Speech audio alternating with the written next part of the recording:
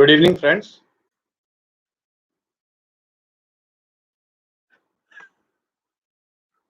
Welcome to another edition of Sahoda WhatsApp meetings. Thank you.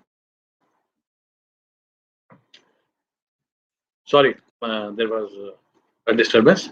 So, welcome to another edition of Sahoda WhatsApp meetings. I'll directly start with the questions. And the first question is from Sandeep Sarpal. My wife, no child from marriage, one false witness done in court from her office, other paid witness. What shall I do? What should I do? I believe that the question is not complete. When I scroll down, I don't see any further information about this question. So basically, what Sandeep is trying to tell me that his wife had filed a false domestic violence and 125 case. 125 case has been dismissed, and probably in DV case, there is one false witness which is from her office, and other paid witnesses are presented. And what should he do in these circumstances? So in these circumstances, these false witnesses, but that will depend because you will, in perjury, you will have to prove that the connection says it is unstable. So connection was unstable for a brief time. So I'll start the answer once again. If there are false witnesses which are presented, so then the only way is to cross-examine them and then see if grounds for perjury is being made out or not. And if grounds of perjury is being made out, then definitely go for perjury application against all these witnesses. Second question I am taking, and this question is from a screen name. They have been living without any family member. Brother also left for overseas in November 2018, and after issues between them increased more, God knows that happened. What happened? However, in October 20, my brother has sent her a legal notice for dissolution of marriage. The girl also has a LLB degree, however, not seen her practicing, though she did not reply to notice legally and through a proper channel. My brother filed a divorce petition. After this, my brother emailed her to give her all the household stuff, and she did not bring anything with her except her few old clothes. She got aggravated and with this and made a complaint in Mahila Thana. Though nowadays I am in India, I was called and had given my statement. What can be next course of action on this? Though the Thana people are saying they will have to wait till my brother returns, as they will have to record his statement. Not sure what will happen. My brother due to be back in November 2021. Complaint made in Mahila Thana was about dowry, and so I am given to believe that this particular gentleman is a NRI. Monica herself seems to be an NRI. She is in India, and there is a complaint which has been made against her brother and her as well of dowry harassment charges.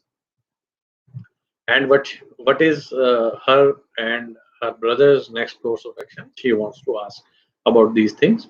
So please understand that whenever there is a complaint of or dowry harassment given and you have got a call from Mahila Thana will expect accused to turn up in the police station and join the reconciliation proceedings. So reconciliation proceedings basically the CAW cell or the Mahila Thana as they are the same thing, different nomenclature depending upon the state. So they first try to resolve the dispute by mediation, through mediation. First attempt is of course to save the marriage, and then next attempt is if marriage cannot be saved, the next attempt is that if both these things are not possible and the complainant wants, then definitely FIR would be registered, and if FIR is registered, either section 41A procedure will be followed, or you shall have to seek bail and then join the investigation. as we are not very clear what are the allegations leveled, except dowry harassment, which of course calls for 41A CRPC notice. Even very recently, Supreme Court has stated that 41A CRPC should be rigorously followed by the police, and there should not be any deviations from that. So I doubt that there is any apprehension of you being arrested. However, your brother should write to the Mahila Thana that he is in India and he'll definitely travel back as soon as possible.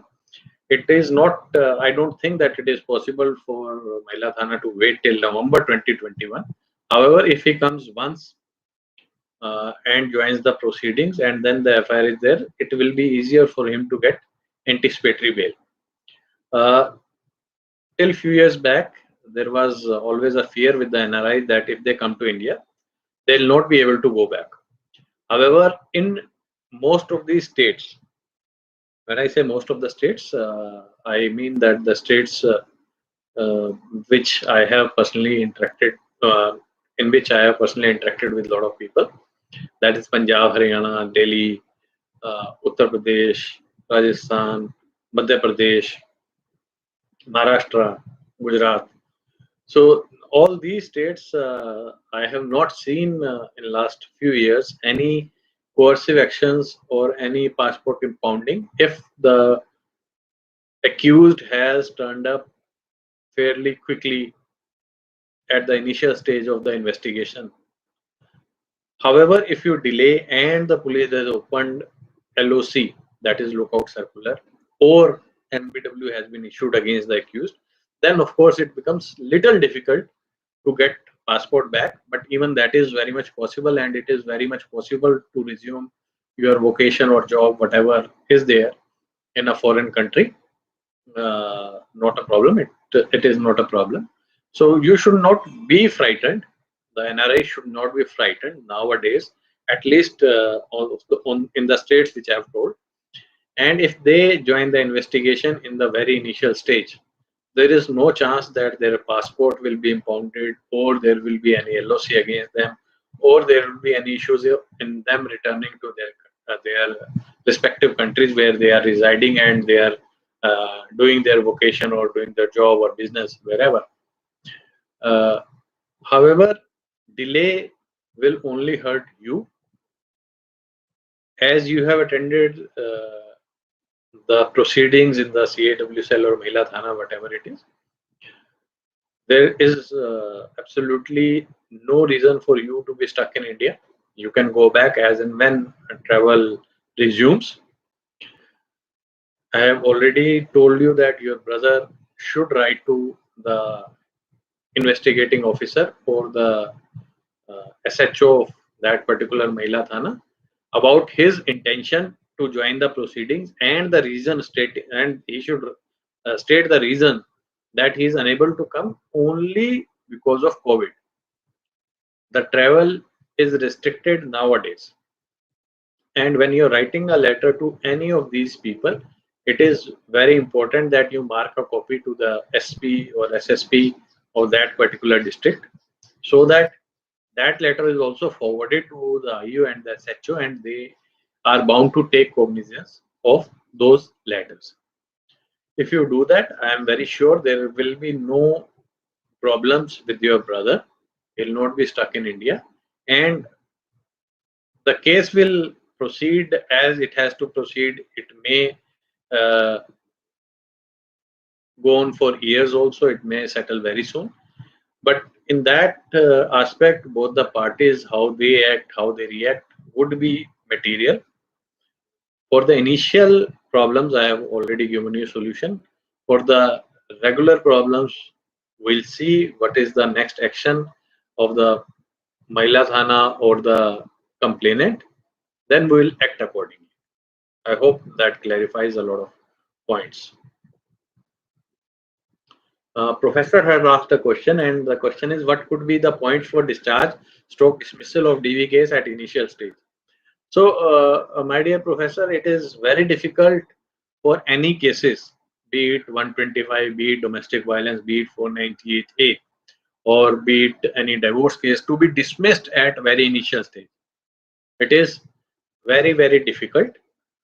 And when you talk about the points for discharge or dismissal, it is the sole point could be that there was no domestic relationship, which is applicable not to the husband but to other family members if they were not residing together. The other grounds can be that even if the complaint is taken to be true at the face value itself, there are no act of domestic violence which are forthcoming in the complaint, and in this case, in that particular stage, it is the accused or the respondents are not required to stand trial. So these are the few grounds, and these probably are the sole grounds on which the petition can be dismissed or a discharge can be given in domestic violence case.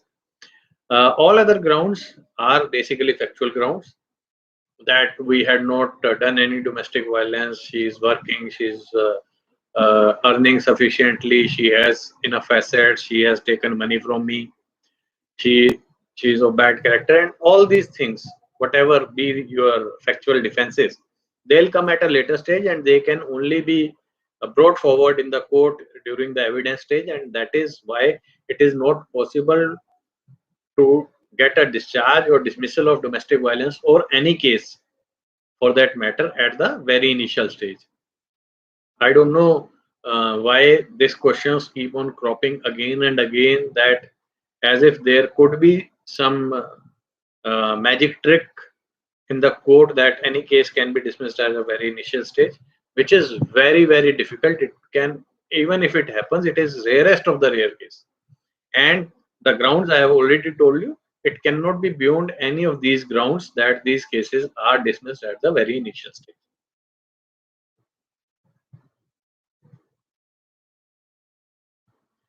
Dev has a question. Please guide on the grounds of rejecting DV interim maintenance. Can you please suggest some judgments from SC, HC where interim DV has been denied, whether the point of income difference of husband and wife is also taken in DV interim? So, Dev, as I understood from your subsequent question, the income difference of husband is and wife, that means your wife is working, or probably it is working. She is working. That is why this question. Again, at the interim stage, following a lot of decisions and a lot of confusions because of varying kind of judgments which has happened, Supreme Court came out with exhaustive affidavit and guidelines on how to decide interim maintenance in Rajneesh versus Neha judgment. I had already explained to you in the one of the previous interactions that Rajneesh versus Neha judgment, after Rajneesh versus Neha judgment, it is very difficult to avoid interim maintenance if the wife is not working. If the wife is working and her income is sufficient for her own upkeep, only then interim maintenance can be rejected. There were various judgments from various HC of qualified women not getting maintenance and things like that. After Rajneesh versus Neha, all those judgments have been rendered fruitless. Those judgments, solely if they are on the grounds that interim is rejected because the woman is working, woman is qualified and not working, it is very difficult now to get interim maintenance dismissed on this particular thing. About the difference in husband and wife income, I have already explained it to you, that if her income is sufficient for her own upkeep, then definitely maintenance can be denied. Otherwise, at interim stage, it is very difficult to get the maintenance rejected. Deepak ji का सवाल है, hello sir, क्या 498 के acquittal के basis पे 125 का maintenance reject होता है, और 125 में क्या लड़की के केवल ओरल स्टेटमेंट से ही फॉल्स केसेस क्रुएल्टी मान ली जाती है, कोई एविडेंस नहीं देने होते? क्या 125 और डीवी की स्टोरी सेम हो सकती है? इस पर कोई लीगल कंटेस्ट ग्राउंड है या नहीं है? Please guide. Again Deepak ji, ये सवाल बार बार आते हैं और इन सवालों के जवाब मैं दे चुका हूं। मेरी सभी से ये रिक्वेस्ट है कि बहुत से क्वेश्चन जो हैं वो बहुत इनिशियल स्टेज के होते हैं और अधिकतर क्वेश्चंस के जवाब बड़े डिटेल में दिए जा चुके हैं। अगर आप हमारे पुराने वीडियोस देखेंगे तो उनमें आपको इन चीज़ों के जवाब मिल जाएँगे। इससे बाकी लोगों के समय की बचत होगी और उनके सवाल लिए जा सकेंगे, क्योंकि अब हम ये सेशंस बड़े छोटे करते हैं। अ, आपके सवाल का मैं जवाब दे देता हूँ कि 498 में एक्विटल के बेसिस पे 125 का मेंटेनेंस रिजेक्ट होना ज़रूरी नहीं है। ऐसा कोई ज़रूरी नहीं है कि 125 100 498 में एक्विटल हो गया तो 125 में मेंटेनेंस रिजेक्ट होगा ही होगा। कतई ज़रूरी नहीं है। रही बात क्या 125 में लड़की के ओरल एविडेंस को ही मान लिया जाता है?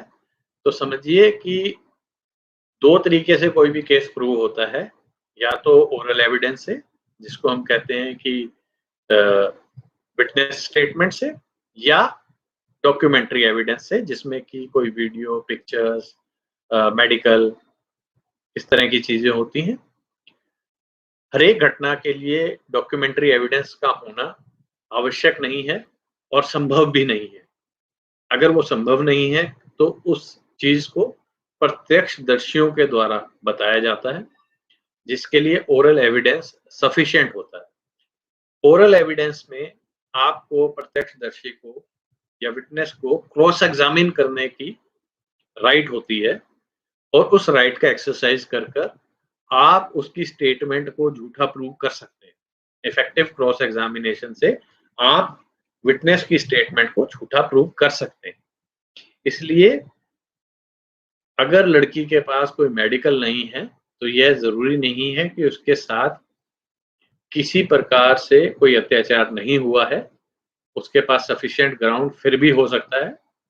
कोर्ट ऐसा ही मानता है और इसलिए इफेक्टिवली क्रॉस एग्जामिन करना बहुत ही आवश्यक हो जाता है, अगर स्टेटमेंट सिर्फ और सिर्फ ओरल है। और अगर उसके पास कोई मटेरियल एविडेंस है, जैसे कि मेडिकल है या उसने मेंटेनेंस मांगी है क्योंकि लड़का किसी और के साथ रहने लगा है, लड़का वाकई उसका ख्याल नहीं रखता, इन सब के अगर मटेरियल एविडेंसेस हैं तो केस जो है लड़के का काफी कमजोर हो जाएगा। और रही बात क्या 125 और डीवी की स्टोरी सेम हो सकती है? बिल्कुल हो सकती है और सेम ही होनी चाहिए। सेम ही होनी चाहिए। अगर सेम नहीं होगी तो एक केस का बेनिफिट आप दूसरे केस में डेफिनेटली ले सकते होते।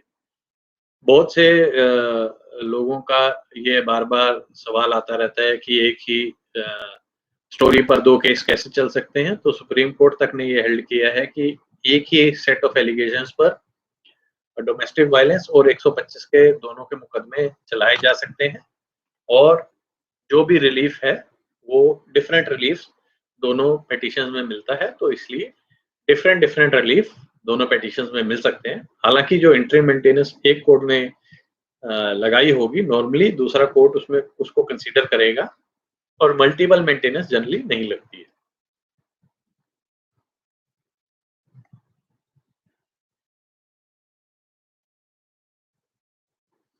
योगेश पंडित जी का सवाल है, सर 498 में पुलिस की कोई सेपरेट इन्वेस्टिगेशन रिपोर्ट होनी जरूरी नहीं है क्या? मतलब क्या लड़की और उसके पेरेंट्स रिलेटिव्स के बयान ही काफी होते हैं डिस्चार्ज क्वेश ना करना और ट्रायल चलाने के लिए? पुलिस कभी आई नहीं, कोई जांच नहीं की, आई ही नहीं, मकान मालिक आस पड़ोस से कोई पूछताछ नहीं, बस एफआईआर ऐसे कैसे हो जाता है? पुलिस कभी आई नहीं, कोई जांच, कहाँ कौन रहता है ये कुछ भी नहीं पता, क्या करना चाहिए ऐसे केस में? क्वैश या डिस्चार्ज या फिर ट्रायल में समय पैसा एक्सेट्रा बर्बाद करना होगा? तो योगेश जी इस बात को समझ लेते हैं। मैं कुछ एग्जाम्पलीफाई करता हूँ। मैं जा रहा था, मेरी जेब कट गई। बस में जा रहा था, मेरी जेब कट गई। मैं गया पुलिस स्टेशन में, मैंने कहा जी मेरी जेब कट गई है, मुझे एफआईआर कंप्लेंट लिखवानी है।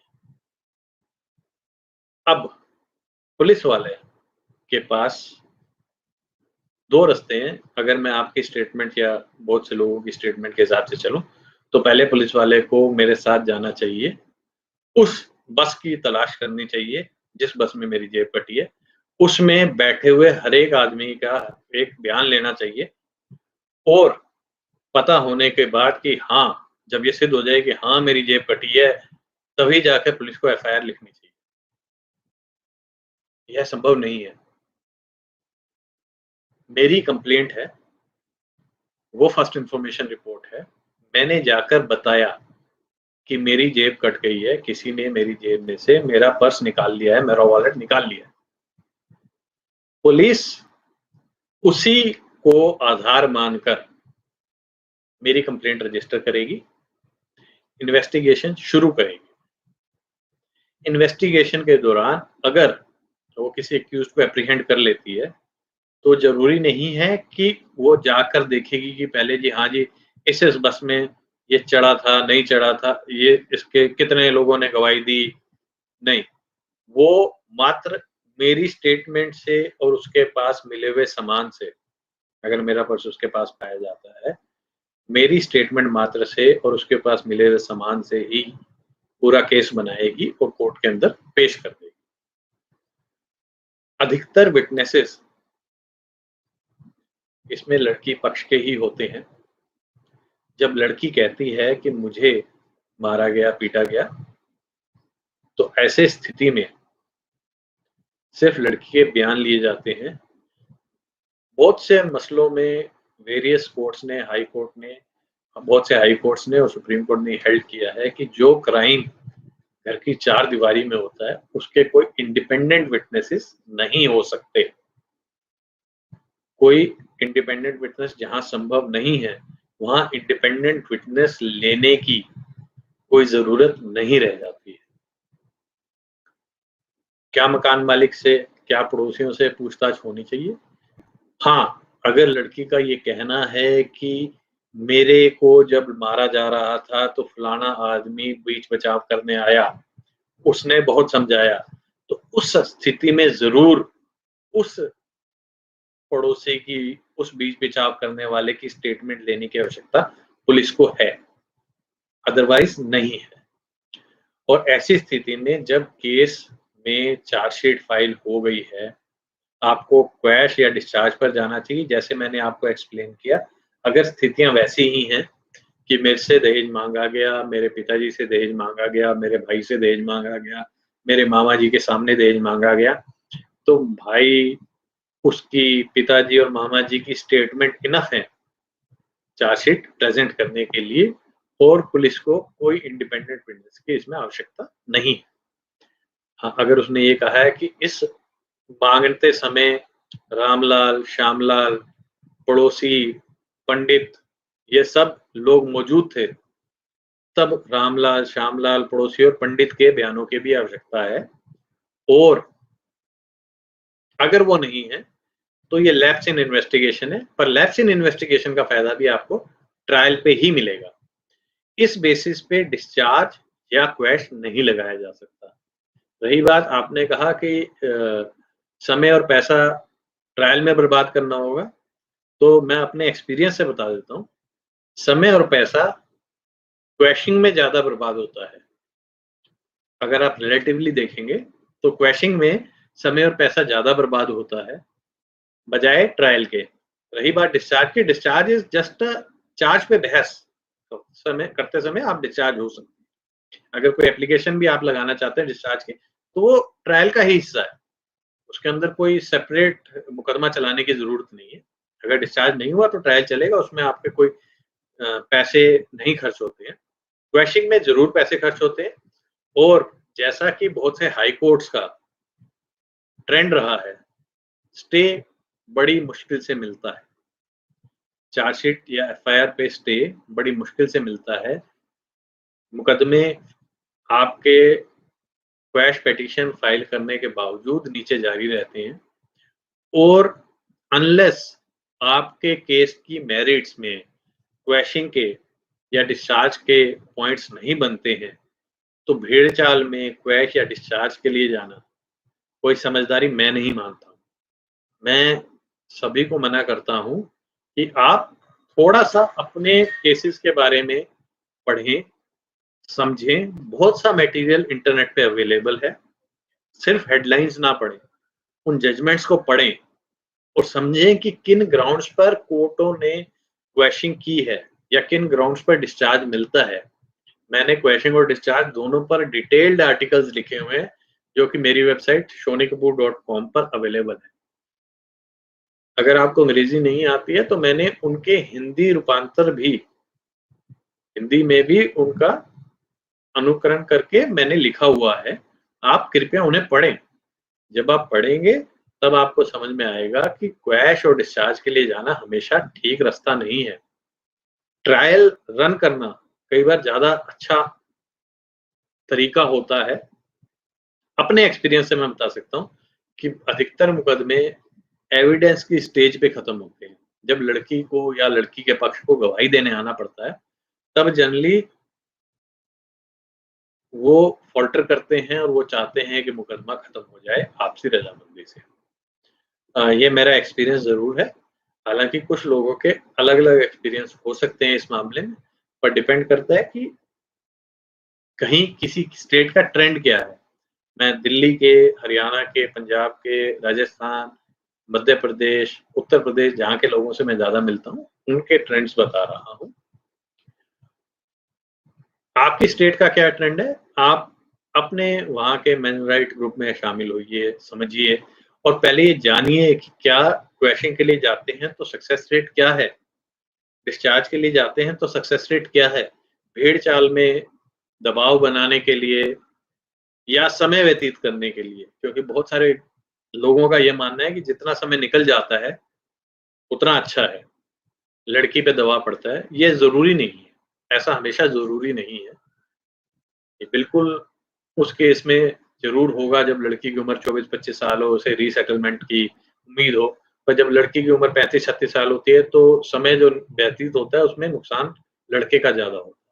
ऐसा मेरा मानना है और ऐसा मेरा एक्सपीरियंस है। अब क्योंकि लगभग 28 मिनट हो चुके हैं, समय कम है, मैं आखिरी सवाल ले लेता हूँ और आखिरी सवाल है अ,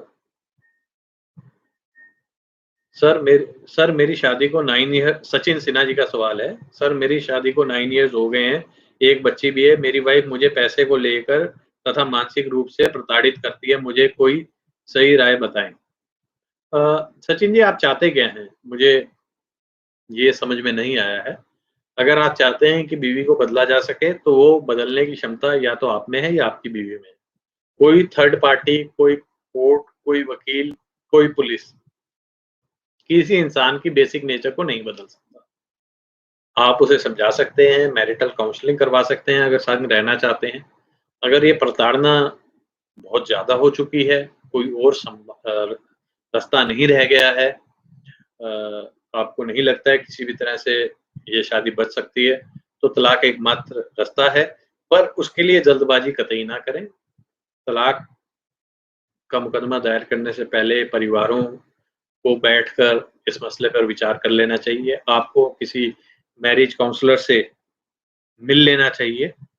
उसके साथ किसी वकील साहब से भी मिलके अपने डिटेल्ड फैक्ट्स डिस्कस करने चाहिए। तभी आपको ये फैसला करना चाहिए कि आपके पास क्या तलाक के प्रॉपर आधार हैं भी या नहीं। अगर ऐसे कोई आधार हैं, तभी आपको तलाक का मुकदमा दायर करना चाहिए। अगर ऐसे कोई आधार नहीं है, तो आपको तलाक का मुकदमा कतई दायर नहीं करना चाहिए। एक और सवाल जो जिस पे मेरी नज़र पड़ी, इसके बिल्कुल नीचे वाला ही था, विनय कुमार सिन्हा जी का सवाल है। Sir kindly share judgement on purchase power parity, wife left rural home and move to metro and lived in rented house to file case. तो दोस्त जितनी भी जजमेंट्स हैं, जो भी मेरे को लगती हैं कि वो अ, लड़कों के पक्ष की जजमेंट है, मैं उन्हें अपनी वेबसाइट पे डाल देता हूँ। जब भी मुझे ऐसी किसी जजमेंट का की पता लगता है या मैं ऐसी कोई जजमेंट पढ़ता हूँ, तो मैं अपनी वेबसाइट पे डाल देता हूँ। तो आपसे रिक्वेस्ट ये है कि shonikapoor.com पर जाएँ, वहाँ पर बहुत सी जजमेंट्स का संग्रह है। आपके फैक्ट्स से क्या मैच करती है, वह जजमेंट आप निकालें, उसकी कॉपी जो है अपनी लाइब्रेरी से, कोर्ट की लाइब्रेरी से निकालें और कोर्ट में प्रस्तुत करें। तो दोस्तों, क्योंकि समय समाप्त हो चुका है, तो आज की मीटिंग को हम यहीं खत्म करना चाहेंगे। एक बार फिर से मैं ये रिक्वेस्ट करना चाहूँगा कि जो लोग नए जुड़े हैं, अगर वह इस कार्यक्रम को, इस श्रृंखला को पसंद कर रहे हैं, तो कृपया हमारे चैनल को सब्सक्राइब करें और बेल आइकन को प्रेस करेंगे तो आने वाले जो भी इस श्रृंखला के वीडियोस होंगे उनकी प्रायर जानकारी आपको होगी। आप फिर से अपने सवाल पूछ सकते हैं और मैं ये चाहूंगा कि अगर आप इसे पसंद कर रहे हैं तो अपने आसपास के अन्य मेंस राइट ग्रुप में इसे जरूर बताएं, इसके बारे में जरूर बताएं ताकि अधिक से अधिक लोग इसका बेनिफिट उठा सकें। हमारे व्हाट्सएप ग्रुप्स अभी भी चल रहे हैं और उनसे जुड़ने के लिए आप 9811850498 पर सब्सक्रिप्शन मैसेज भेज सकते हैं, सब्सक्राइब का मैसेज भेज सकते हैं। व्हाट्सएप को लेकर कुछ भ्रांतियां चल रही हैं, कुछ केसेस भी पेंडिंग है, इसलिए हमने टेलीग्राम पर भी अपने ग्रुप्स शुरू कर दिए हैं। टेलीग्राम का नंबर भी वही है 9811850498। सुरक्षित रहिए कोविड से, अपनी भी सुरक्षा रखें और आसपास में किसी की मदद हो सके तो जरूर करें। धन्यवाद।